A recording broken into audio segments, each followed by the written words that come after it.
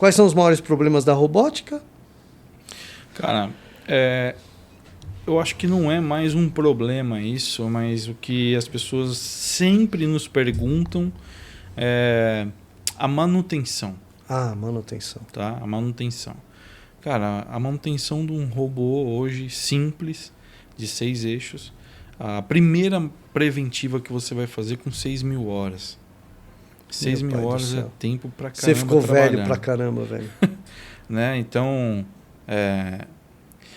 e outra pergunta também e a reposição de peça? Cara, a reposição de peça hoje está muito rápido.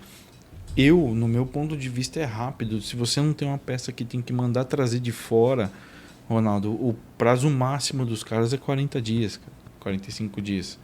Para mim, isso é muito rápido com relação ao tempo que era antes, cara. Cara, eu me lembrei, assim, qual é o maior problema da robótica? É você não saber por que você comprou aquele robô e contratou a empresa errada e colocou uma automação em processos errados. Eu acho que não é o problema da robótica, é o problema anterior a isso. É muito importante do planejamento da empresa. Não vou citar o nome da empresa, mas eu tenho 2 exemplos aqui. Esse que vai virar nosso parceiro, né? Que a gente citou agora há pouco, e um outro que já é nosso cliente, que ele estava lá, o robô batendo na máquina. Cara, a garra errada, a automação errada, a inteligência aplicada no robô errada, cara, tudo errado. Não é culpa do cliente, cara. Não é culpa da robótica, é culpa de quem fez o processo ali, né? Exato. Então, eu acho que não é culpa da robótica. Qual é o problema da robótica? Eu acho que a ela manutenção só atualiza muito rápido, pode ser. Ela atualiza muito rápido. Qualquer coisa você fica ultrapassado também. Talvez. Outra pergunta aqui. Da IA eu não vou perguntar, não. Como a IA é usada nos robôs? Desculpa, não entendi. Como a inteligência artificial é usada nos robôs? Sim. Aí, cara, aí é um ponto importante também, porque o IoT, que é a inteligência artificial... ok. Boa. Não é muito usado hoje nas empresas. E o que é isso? É uma integração para você ter comandos e controle do seu processo à distância.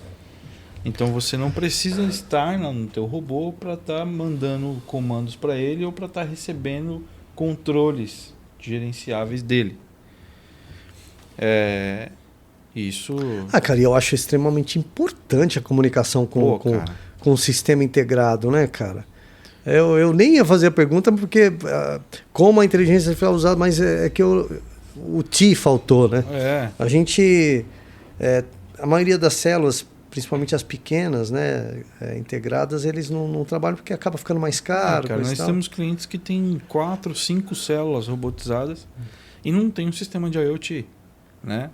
Todos os nossos projetos, a gente desenvolve o projeto para que lá, inclusive a gente fala sobre o processo do IoT, se o cliente não optar por esse processo, a gente faz a integração para que lá na frente ele coloque, porque ele vai precisar. Ele vai precisar. Essa é rapidinha, vou perguntar só para o Herbert, mas se o Fernando quiser responder também, tudo bem. Quais são os 6 eixos de movimentação dos robôs? Quais são 6 eixos de movimentação do robô? Eu vou dizer, porque depende da marca do robô, depende do fabricante, ele denomina esses eixos de formas diferentes. Então o eixo A1, que é o carrossel que a gente chama, que é a parte de baixo, é o que desloca o robô para um lado e para o outro, desloca todo o conjunto para um lado e para o outro. O eixo A2, que a gente chama, né? A gente tem um robô, e aí a gente tem um braço do robô, que é onde fica o cotovelo. Esse braço é o A2, que é o cara que vai fazer isso, né? Como se fosse o ombro. Como se fosse o ombro, exatamente. Então é o A2, que é o conjunto maior ali. O A3 é o cotovelo, é o cara que vai fazer esse movimento do cotovelo. E tem o A4, que é o antebraço, que é o que vai fazer o giro no braço. O A5, que é o punho do robô. Gira para dar o tchauzinho. Que ele gira, que é o punho do robô.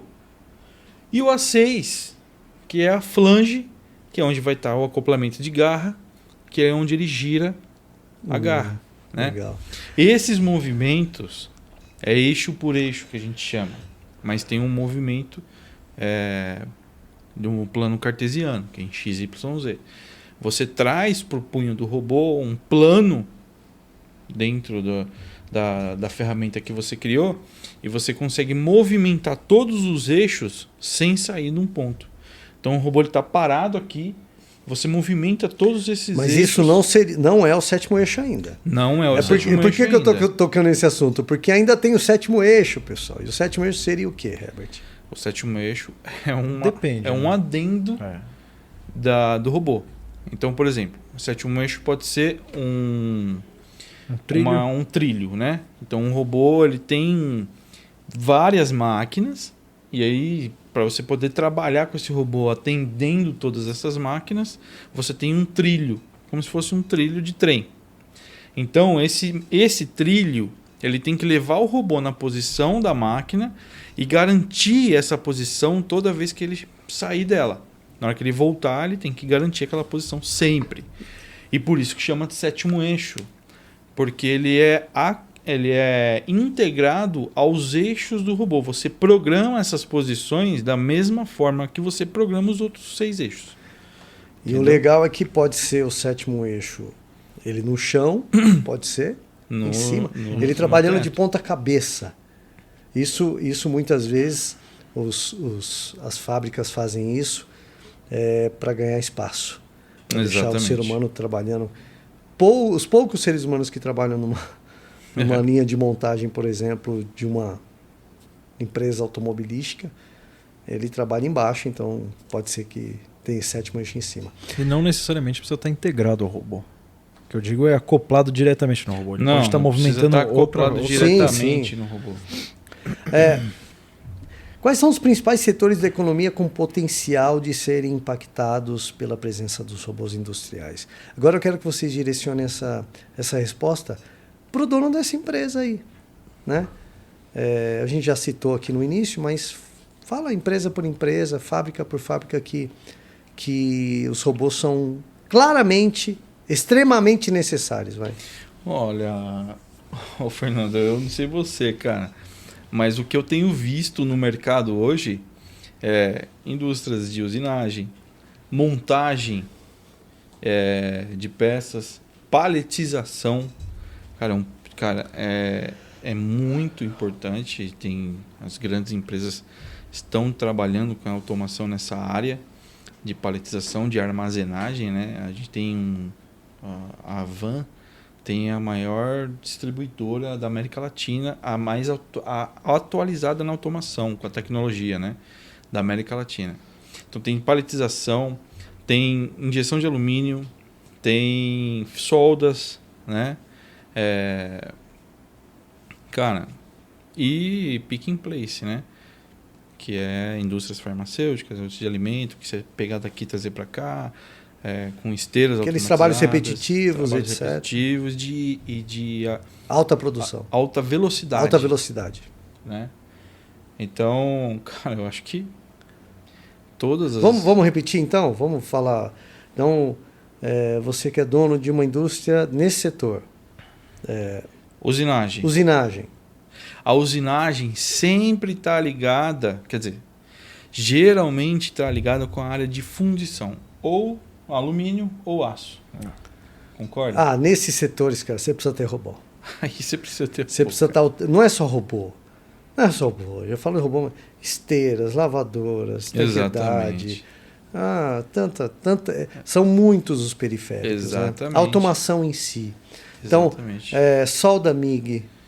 Solda ponto, que é ponteação. Inclusive nós temos laser. Nós temos um produtinho de linha barato para você que trabalha com solda, né? Sim, quase exatamente. Que um produto pronto para ti. É uma solução. Como assim? Você não trabalha com solução? Sim, mas eu vou buscar a solução. De repente você tem algo que é só seu ali, mas a gente vai conseguir adaptar como é um produto praticamente de linha, ele é bem acessível, vale muito a pena que você que está assistindo aí faça a pergunta. Como é que eu faço para automatizar a minha empresa? Tá? Faz essa pergunta que a gente vai te ajudar. Então, vamos lá. O que mais? Fundição de alumínio, prensas, né? Estamparias, que é muito perigoso. Estamparia, né? Cara, é um mundo, né? É um mundo. Cara. Olha, montagens de peças, Rony. Tudo que é uma manipulação, né? Exato, cara. Qualquer coisa. Tem muitas montagens de peças que você pode colocar um robô colaborativo, por exemplo. Pintura. Olha só, pessoal, nós estamos chegando no fim desse primeiro podcast. E, assim, o Herbert acabou de falar de robôs colaborativos. A gente cabe um podcast só para isso. Exatamente. Né? Só para você entender. E assim, para você entender, você tem uma indústria, você está produzindo lá com ser humano, trabalhando com uma máquina, de forma repetitiva, fazendo muitos produtos. O Herbert não citou, mas dá. Tá? Não é que você precisa. Tá? Então, se não foi citado na sua indústria, se a sua indústria não foi citada, acredite que você pode. Inclusive, se você for o primeiro, a chance de você dominar o mercado é gigante. Tá? Essa empresa que nós citamos, ele faz bloco de cimento. Exatamente. Bloco de cimento, cara. O cara dominou o mercado. Não foi só o mercado brasileiro, não. O mercado da América Latina inteira. Com 12 funcionários. Aí os outros estão trabalhando em outras empresas, gerou muito mais emprego. Muito mais emprego que você pode me ajudar. Está ganhando muito dinheiro e está ajudando muita gente. Não só com trabalho, mas com caridade também. Então, eu acho que tem gente que deveria realmente pensar seriamente em automação.